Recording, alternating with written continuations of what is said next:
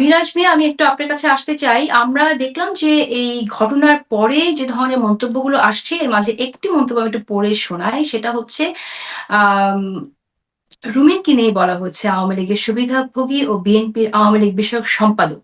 এটা আপনাদের মুখ্য সংগঠক হাসনাত আব্দুল্লাহ বলেছেন।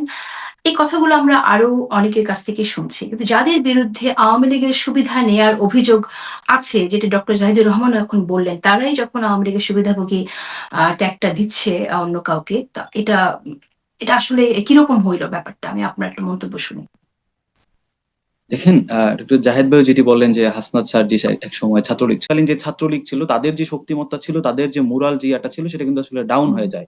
এই সার্জিস হাসনাত তারা, তাদের মতো যারা ছাত্রলীগ, আপনি যদি আগের সংশ্লিষ্টতা থেকেও যদি বলেন, আমার যেহেতু অন্য প্রশ্নে যেতে হবে মিরাজ, মানে আমি যদি একটু একটু সংক্ষেপে সংক্ষেপে বলি, যদি বলেন। যে আমি যেটা বলতে চাচ্ছি, এই সার্জিস হাসনাত তারা যদি ছাত্রলীগ হয়েও থাকে, এই সার্জিস হাসনাতের এই বাংলাদেশের জন্য জুলাই গণঅভ্যুত্থানের প্রেক্ষাপটে শেখ হাসিনাকে তাড়ানোর জন্য যে এই ভূমিকা, এটা আসলে রুমিন ফারহানার মতো আরো 10 জন 10 বার বাংলাদেশে জন্মগ্রহণ করলেও এটি আসলে সম্ভব না। কেন সম্ভব না? যে 18 নির্বাচনকে আমরা অবৈধ বলছি, যেই রাতের নির্বাচনে শেখ হাসিনা সংসদ সংসদে যায়, সেই নির্বাচনে রুমিন ফারহানারা গিয়ে সেই নির্বাচনকে তারা বৈধতা দিয়েছে। এই জায়গা থেকে আমরা ওকে, বলছি আসলে এই যে ওকে, আগের তাহলে যে এটা এখন এই যে এই ধরেন কম্প্রোমাইজ করে যে থাকতে হয়েছে, অনেকেই ছিল আওয়ামী লীগের সুবিধা নিয়েছে, যেটা আমরা অভিযোগ শুনছি এবং বলছিও। এই কম্প্রোমাইজ গুলো না করলে এমন কি হইতে পারতো না যে 24 পর্যন্ত অপেক্ষা করতে হতো না, আরো আগেই গণঅভ্যুত্থান হয়ে যেত? বিএনপি যেসব আন্দোলন করেছে, যে আন্দোলনগুলো নিয়ে আমরা কথা বলি, অনেক ব্যর্থ আন্দোলনের কথা বলি, সেই আন্দোলনগুলোকে সফল করার জন্য তো তখন আমরা তাদেরকে পেতে পারতাম, যদি তারা এই সুবিধাগুলো না নিতেন। এমনটা হতে পারতো কিনা? এত না মানুষের দেখুন, হয়তো প্রাণ দিতে হতো না, 24 পর্যন্ত হয়তো অপেক্ষা করতে হতো না। না, এমন আপনার ভাবা যায়। মানে আপা, আপনি আসলে যে জায়গাটিতে আসলে একটা মিস্টেক করে যাচ্ছেন, সেটা হচ্ছে আসলে রাজনৈতিক দলগুলোর গত 53 বছরের যে ব্যর্থতা, এটা আসলে আপনি শিক্ষার্থীদের উপর আসলে চাপিয়ে দিচ্ছেন। শিক্ষার্থীরা যদি না, না, সচেতন না, না, না, থাকতেন, না, না, না, ওই শিক্ষার্থীদের জায়গা উপর থেকে কেন আসলে চাপাবো আমরা আমি? মনে করি যে আসলে শিক্ষার্থীদের উপর এখানে চাপাবো না। মানে একদমই তা না। কিন্তু আমি বলছি যে এটা কিন্তু অনেকের ভেতরে দেখেছি। সেই সময়ের বাস্তবতা তো আমরা জানি। সেই বাস্তবতার কথাটাও জানি যে কিভাবে নিপীড়ন করা হয়েছে, কিভাবে নির্যাতন করা হয়েছে, সবকিছুই আমরা জানি।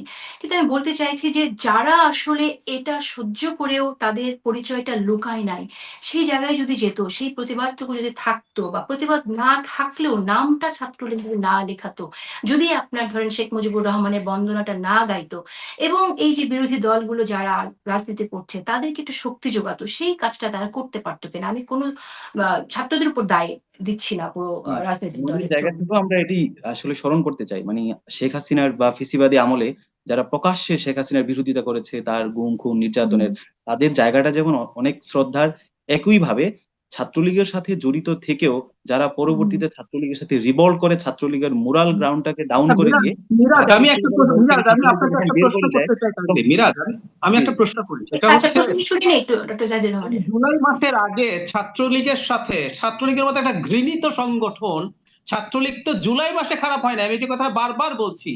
ছাত্রলীগ কি করেছে, কি করে আপনাদের ঢাকা ইউনিভার্সিটির হলে, কিভাবে পিটিয়ে মেরে ফেলে আবরার ফাহাদের মতো মানুষকে, নিজেদের মধ্যে খুনাখুনিতে শেখ হাসিনার সময় ছাত্রলীগ নিজেরা নিজেরা 150 জনের মতো খুন করেছে পরস্পরকে। হুম। হুম। ছাত্রলীগের মতো একটা বিভৎস সংগঠনের সাথে থাকাটাকে আপনি কিভাবে দেখেন? আপনি জাস্ট এটুকু একটু বলুন তো। মানে জুলাইতে কি করেছে আমরা সরে রাখি, এর সাথে থাকাটাকে আপনি কিভাবে দেখেন? এর সাথে নাম যুক্ত করাটাকে কিভাবে দেখেন? না, এখন এই জায়গাটাতে মানে যারা মানে ছাত্রলীগ হয়েও ছাত্রলীগ থেকে রিভল্ট করে যারা একদম বন্দুকের সামনে যারা এসে এই জুলাইকে নেতৃত্ব দিয়েছে, তাদের এই নেতৃত্বকে যদি আপনি আগের ছাত্রলীগের সাথে মানে সম্পৃক্ততা থাকার তুলনাটা নিয়ে এসে যদি এটাকে আসলে আমরা যদি ডিমোরালাইজ করি, ডিজোন করি, তাহলে এটা কিন্তু আসলে ঠিক না ব্যাপারটা। এই জায়গা থেকে আমরা বলছি যে আসলে গত 15 বছরে ফেসিবাদী আমলে যারা ছাত্রলীগ ছিল, কিংবা হচ্ছে যারা ছাত্রলীগের বিরুদ্ধে ছিল, এক একজনের জায়গা থেকে আসলে ভূমিকাটা এক এক রকম ছিল। এই ছাত্রলীগ হুম। থেকে যারা রিভল্ট করেছে, তাদের কারণেই কিন্তু আসলে 18ই জুলাই ঢাকা বিশ্ববিদ্যালয় থেকে ছাত্রলীগকে বের করা সম্ভব হয়েছে। যদি ছাত্রলীগের পোলাপান যদি গণহারে যদি প্রত্যাহার না করতো, ছাত্রলীগ থেকে না, যদি ঠিক আছে। পদত্যাগ না প্রশ্নটি করতো, প্রশ্নটি ছিল এই আমি জায়গা থেকে আসলে বাস্তবতাটা কিন্তু আপনারা অনেকবার এক্সপ্লেইন করেছেন মিরাজ, আমরা অনেকবার শুনেছি এটা। কিন্তু আবার প্রশ্নটি এসেছে যে আরেকজনকে আওয়ামী লীগের সুবিধাভোগী বলার কারণেই এই প্রশ্নটা এসেছে আসলে। আমি শেষ করতে হবে, একেবারেই সময় শেষ। আমি ডক্টর জাহিদুর রহমান, আমি আপনার কাছে একটু শুনতে চাই যে আম এই যে একটি বিষয় আমরা বারবার শুনছি যে 15 বছর যা হয়নি এখন তা হচ্ছে। এটা বলা কি আপনার কাছে মনে হয় না একরকম এক্সাজারেশন? আচ্ছা, আমি আসি, আপনি যে কথাটা বলেছেন আমি এটা একটু রিটারেট করতে চাই। এই লাভগুলো আমরা তুলতে চাই নাই, কে কোথায় কি ছিল, এগুলো ওনারা ইনিশিয়েট করেছেন। আওয়ামী লীগ ট্যাগ দেয়া, ভারতের ট্যাগ দেয়া, ভারতে হাসিনার কাছে পাঠিয়ে দেব, দে স্টার্টেড ইট। সেই কারণেই আসলে এই আলাপগুলো আসে। এই আলাপগুলো না হওয়া ভালো। যখন ওনারা আনবেন, দে শুড বি রেডি যে এটা পাল্টা ইয়ে হবে। 15 বছর ভালো ছিলাম, যে পয়েন্টে উনি বলেছেন এটা হয়তো সত্য স্টেটমেন্ট, কারণ ওনার উপরে এই ধরনের হামলার চেষ্টা হয় নাই। কিন্তু আপনি যেটা বললেন এটার একটা জেনারেলাইজেশনের সুযোগ আছে, এবং এটা খুবই পলিটিক্যালি ইনকারেক্ট কথা বলে আমি মনে করি। এটাকে যে কেউ এক্সাজারেটেড হিসেবে নিয়ে সেই সময়টাকে ইভেন এর চাইতে ভালো ইন অল সেন্স কেউ ব্যবহার করার চেষ্টা করতে পারে।